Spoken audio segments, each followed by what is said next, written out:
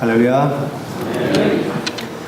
기도해 주신 덕분에 몽골 잘 다녀왔습니다. 가서 21분이 가셨는데요. 다들 열심히 일 잘 하고 왔습니다. 일을 얼마나 열심히 잘 하시는지 일주일 분량을 하루 만에 해버리고, 아무튼 우리 한국뿐만 아니라 저희 교회 건축봉사 가시면 일을 너무 열심히 또 잘 하셔서 그 나라 사람들이 아주 깜짝깜짝 놀라십니다. 피곤도 많이 안 풀리셨을 텐데 또 기도해서 너무나 감사드립니다. 계속해서 이제 그곳 사역이 저희들이 이제 어떤 모판을 만들었으니까 저희가 파송한 이제 엄명훈 선교사님 내외가 가서 사역을 잘 하실 줄로 믿습니다. 계속해서 기도해 주시면 감사드리겠습니다. 자, 근데 한국에 오니까 여기가 더 덥습니다. 거기는 건조해서 그늘은 들어가면 시원해요. 그리고 해가 빠지면 가을 날씨입니다.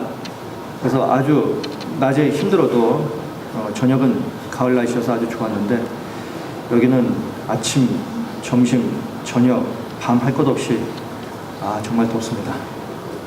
자, 우리 옆에 계신 분들 한번 이렇게 보실까요? 많이 지쳐 계십니까? 얼굴이 더우시 때문에. 자, 한번 이렇게 축복하시겠습니다. 자, 힘내십시오. 자, 이렇게 한번 축복하시겠습니다. 자, 힘내십시오.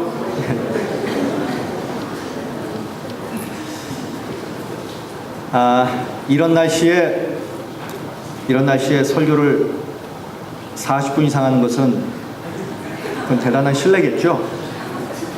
대단한 신뢰일 겁니다. 그래서 되도록이면 짧게 할 텐데, 그래도 성령께서 감동하시면 저도 잘 모르겠습니다. 자, 오늘 본문은요, 우리 예수님께서 그분이 사역을 늘 하셨던 곳이 아닌 다른 곳에서 일어난 일입니다. 자, 그곳이 어디냐면 오늘 본문 그 27절에 보면 빌립보 가이사라라는 곳입니다. 이 가이사라라고 하는 것은 그 로마의 황제 가이사 있죠? 그 가이사의 이름을 따서 빌립보 가이사라. 그러니까 황제 가이사라에게 이제 바쳐진 바로 그 지역이기 때문에 이름을 그렇게 붙였습니다.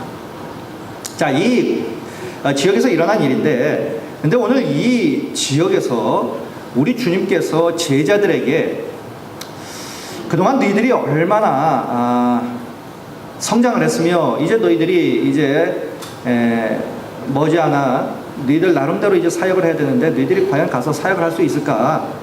우리 주님께서 제자들을 대상으로 시험 문제를 냈습니다. 자, 시험 문제를 냈는데 그 시험 문제가 뭐였냐면 사람들이 나를 누구라 하느냐, 이 문제였어요. 자, 그럴 때 이 제자들의 대답이 28절에 나옵니다. 세례 요한이라 하고 더러는 엘리야, 더러는 선지자 중에 하나입니다. 자, 이렇게 대답을 했습니다. 자, 그런데 이것은 연습 문제였습니다. 그리고 진짜 우리 예수님께서 제자들에게 내는 진짜 문제는 따로 있었습니다. 그것이 뭐였냐면, 그렇다면 너희들은 나를 누구라 하느냐, 이것이 우리 예수님이 제자들에게 낸 진짜 문제였습니다. 자, 이 문제를 받아보고 베드로가 이렇게 문제를 풀었습니다. 29절에 또 물으시되 너희는 나를 누구라 하느냐, 베드로가 대답하여 이르되 주는 그리스도십니다. 자, 이렇게 짧게 나와 있는데 이와 똑같은 사건이 있는 마태복음에서는 이 베드로의 대답을 좀 더 구체적으로 자세하게 기록을 했습니다. 이렇게 기록되어 있습니다. 주는 그리스도시요 살아계신 하나님의 아들입니다. 자, 베드로의 대답 아주 훌륭했습니다. 자, 이 베드로의 대답에 우리 주님께서 너무너무 기뻐하시면서 칭찬을 하셨어요. 그 칭찬이 마태복음 16장에 나오는데 이렇게 칭찬합니다. 자, 이는 내게 알게 하니가 혈육이 아니요 하늘에 계신데 아버지다. 자, 이제 내가 네 이름을 시몬이 아니라 내가 이제 베드로라 하겠다. 내가 네 반석 위에 내가 이제 교회를 세우겠다. 자, 이렇게 기뻐하셨어요. 그래서 칭찬하셨습니다. 자, 그럼 우리 예수님께서 이렇게 기뻐하신 이유가 뭐였냐? 그것은 베드로가 예수님이 누구신지를 아주 잘 알고 있었기 때문입니다. 예수님은 주님이시고 구원자이신 그리스도시고 메시아이시고 하나님의 아들이요 그리고 하나님이라고 합니다. 베드로가 이 진리의 핵심을 명확하게 알고 있었어요. 자, 그런데 여기서 한 가지 의문이 생깁니다. 그것은 뭐냐면 왜 예수님은 이 제자들을 데리고 빌립보 가이사라로 가셨느냐 하는 거예요. 우리 주님의 사역은 주로 갈릴리 지방에서 이루어졌습니다. 그런데 이 빌립보 가이사라는 갈릴리 지방에서 북쪽으로 약 40km 이상 위에 있는 그런 곳입니다. 그리고 우리가 이 복음서를 가만히 보면 빌립보 가이사라에서 우리 주님께서 하신 사역이 없어요. 이거밖에 또 없습니다. 그렇다면 이거예요. 우리 주님께서 이 제자들에게 바로 이 질문을 하려고 이 제자들을 데리고 40km 이상 북쪽으로 올라가셨다는 얘기예요. 왜 그랬을까?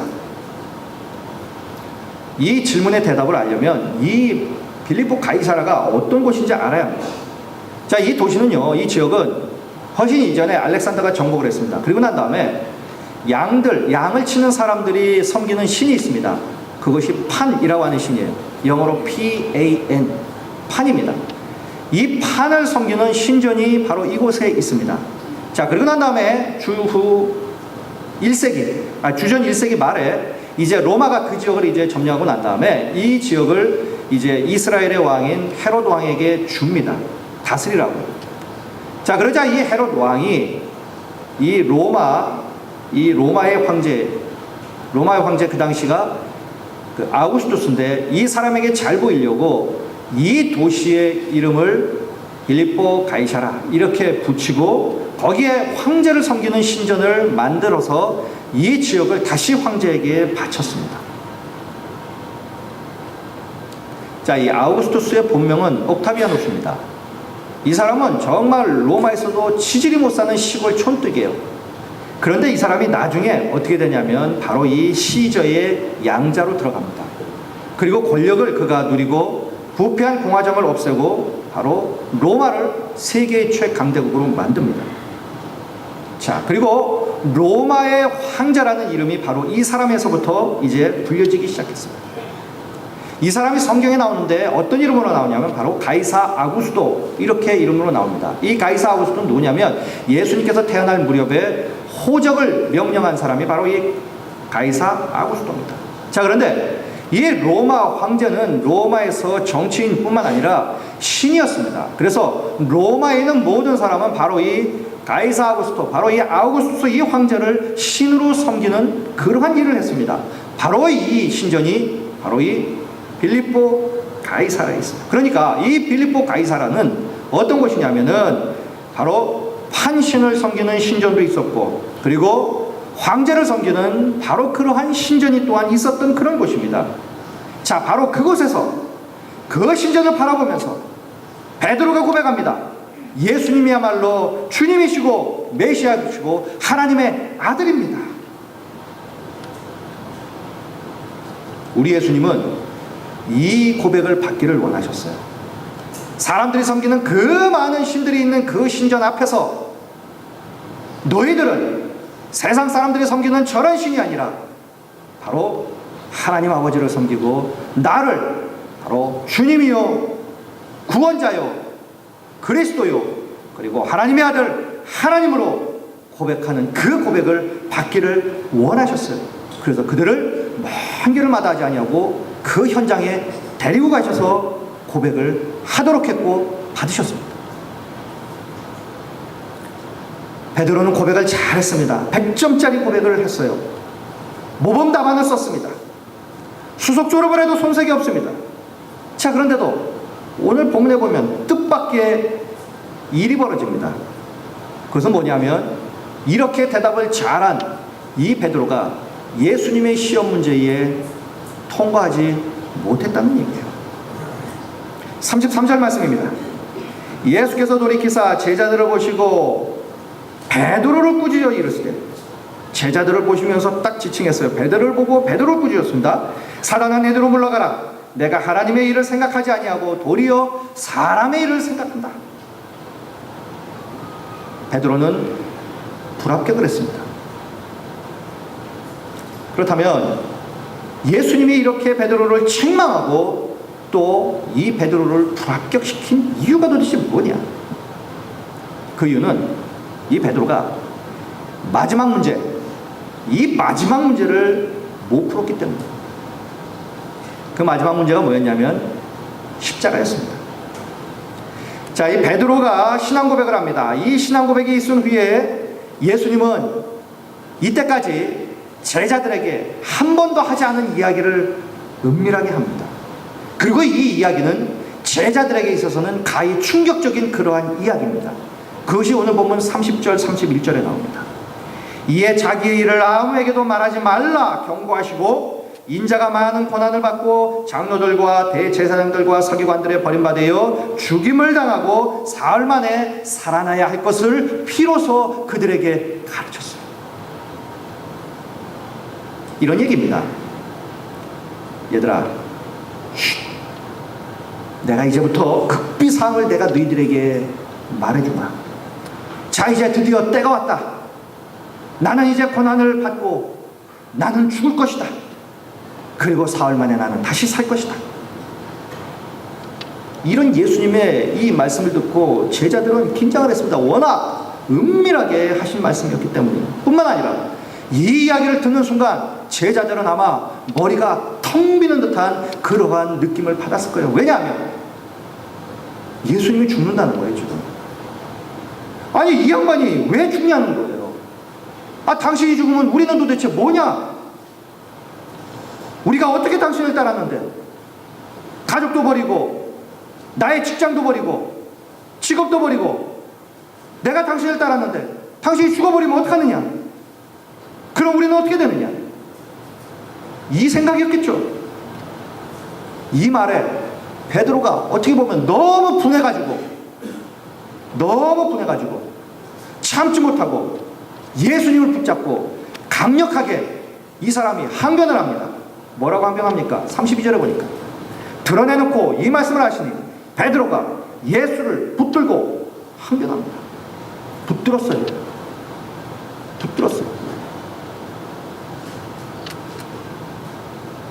예수님이 이 말씀을 하니까 화가 버럭 나가지고 예수를 딱 붙잡고 하는 얘기가, 아니 세상에 그런 얘기를 하는 법이 있습니까? 우리는 어떻게 되라고요? 붙잡고 항변을 했어요. 이 항변하다는 말은 무슨 말이냐면요, 강력하게 책망하다 이 말이에요. 지금 베드로가 예수님을 책망했어요. 그것도 강력하게, 그것도 예수님 옷자락을 붙잡고. 아니 누가 누구를 지금 책망합니까? 자, 우리가 여기서 한번 생각을 해보겠습니다. 조금 전에 베드로가 뭐라고 말했습니까? 예수님은 주님이십니다. 예수님은 그리스도십니다. 예수님은 하나님의 아들입니다. 예수님은 하나님입니다. 고백을 했어요. 그러고 난 다음에 이제는 자기의 마음에 들지 않은 말을 예수님이 했는지 예수님을 붙잡고 강력하게 책망을 합니다. 뭔 소리를 그렇게 합니까? 만약에 조금 전에 베드로가 했던 그 고백이 정말 진실된 고백이었다면 이 베드로가 예수님을 붙잡고 무례하게 예수님을 강력하게 책망하겠느냐는 거예요.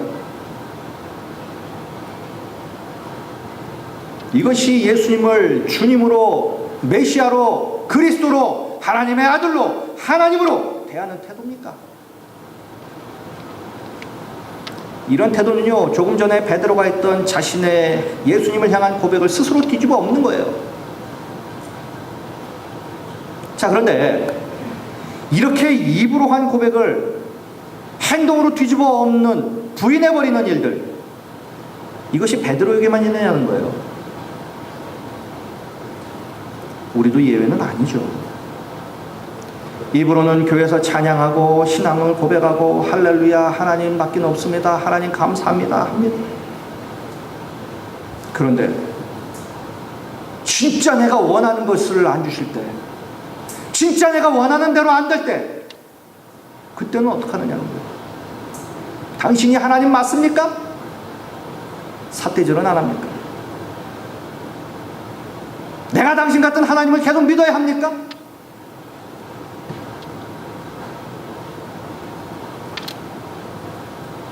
우리의 삶의 현장에 가서는 하나님이 없는 것처럼 또 살지는 않습니까?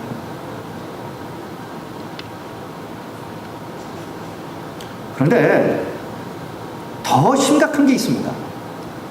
그건 뭐냐면 이 베드로가 대들었던 이유예요.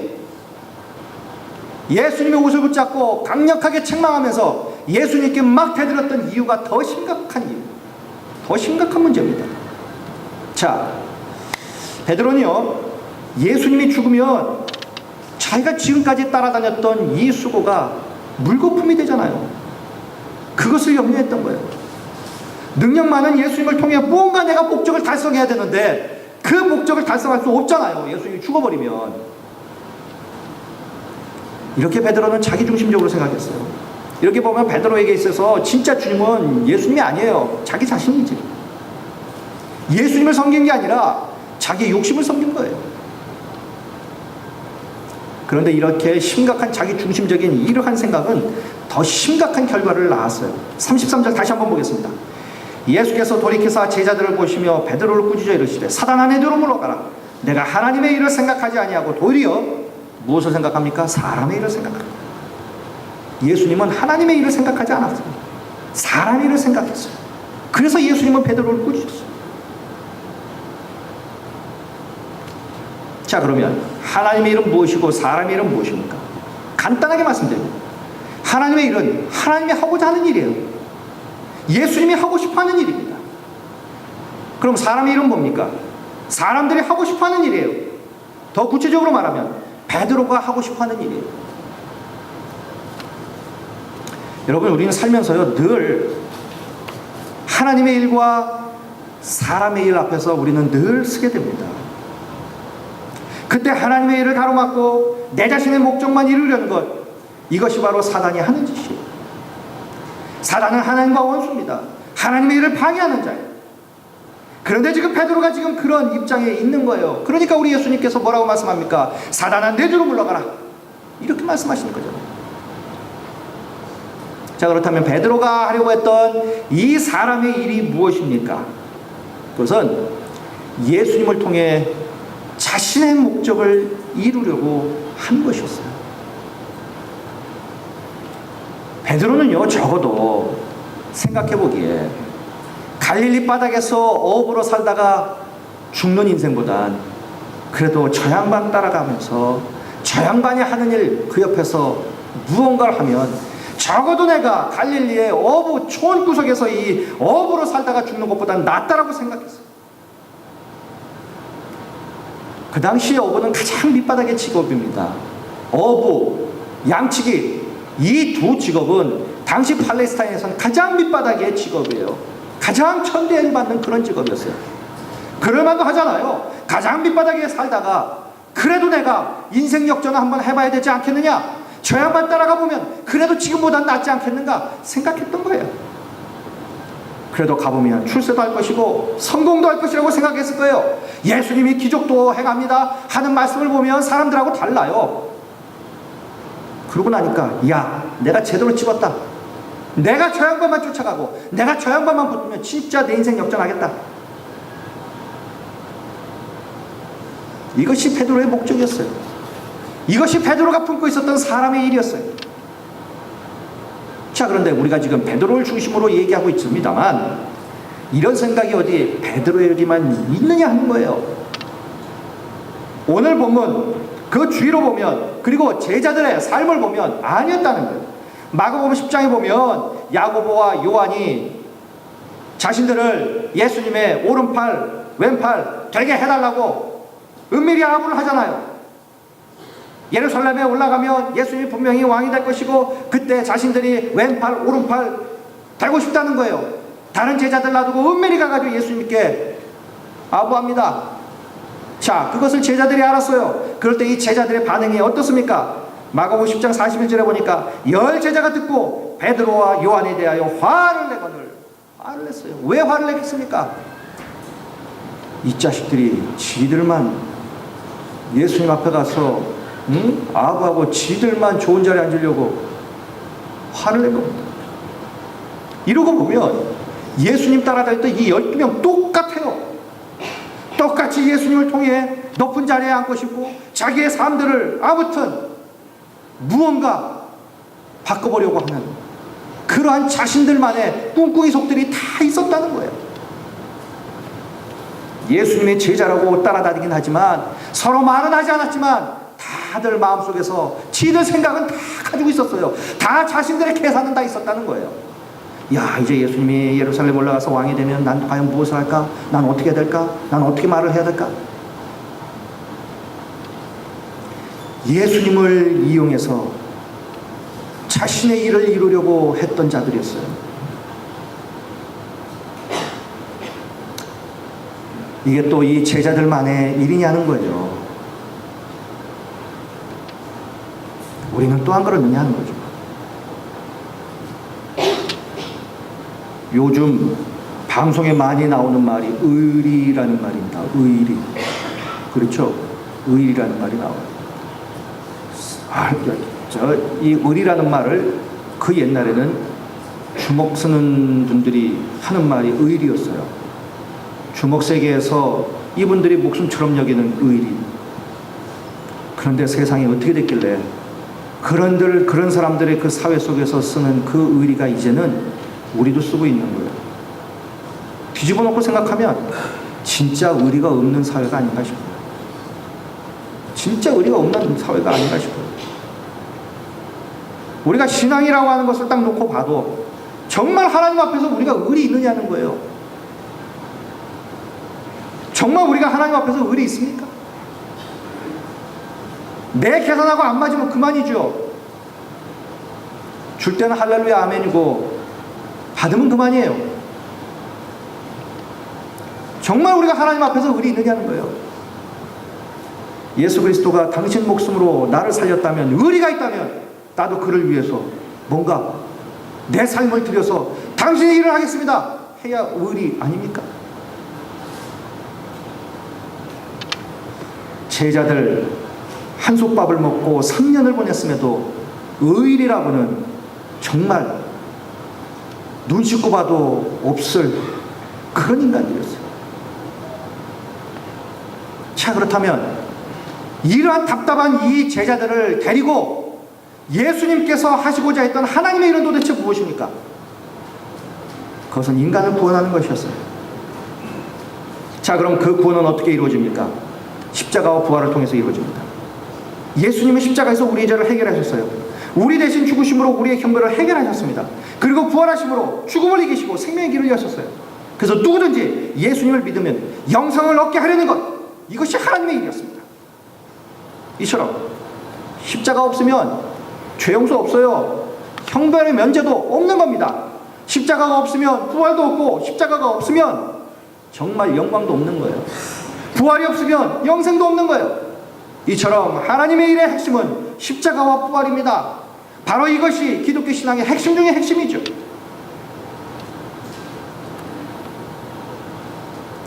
바로 이 십자가가 예수님의 사랑이 나타난 것이에요. 그래서 로마서 5장 8절은 이렇게 말합니다. 우리가 아직 죄인 되었을 때 그리스도께서 우리를 위하여 죽으심으로 하나님께서 우리에 대한 자기의 사랑을 확정하셨다.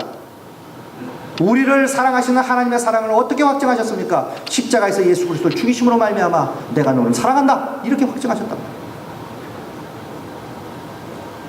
그렇다면 적어도 그 예수 그리스도로 말미암아 구원받은 우리가 내가 하나님을 사랑합니다, 이 사랑의 고백은 어디서 해야 합니까? 나를 죽임으로 해야 되는 겁니다. 나를 내려놓음으로 해야 되는 겁니다. 내가 힘들더라도 그 하나님 앞에 순종함으로 내가 하는 거예요.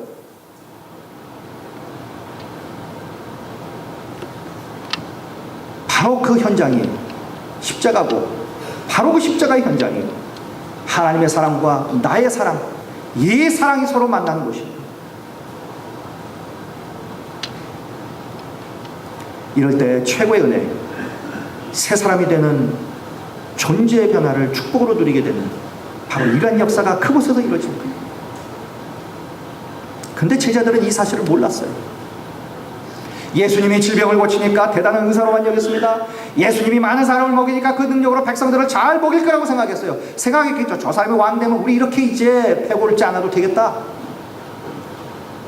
예수님이 힘이 있으니까 로마를 물리치고 왕이 되길 원했습니다. 그래서 제자들은 예수님이 의사, 사회복지사, 사회운동가, 독립운동가, 왕이 되길 원했단 말이에요. 그리고 자신들은 그 예수님의 옆에 소위 꼽사리 껴서 뭔가 한 자리는 하겠다라고 생각했겠죠. 그러나 예수님은 그것이 아니라 구원자가 되기를 원하셨어요. 이를 위해 교회를 세우셨고 그 주님의 몸된 교회가 주님의 일을 하기를 원하셨던 거예요. 그래서 죄인을 구원하기 위해서 하나님이 주신 거룩한 공동체로 교회를 만드셨어요. 그 안에 당신의 백성들을 모으시고 그리고 그 백성들로 말미암아 바로 이 주님의 일, 하나님의 일을 하도록 하셨단 말이죠.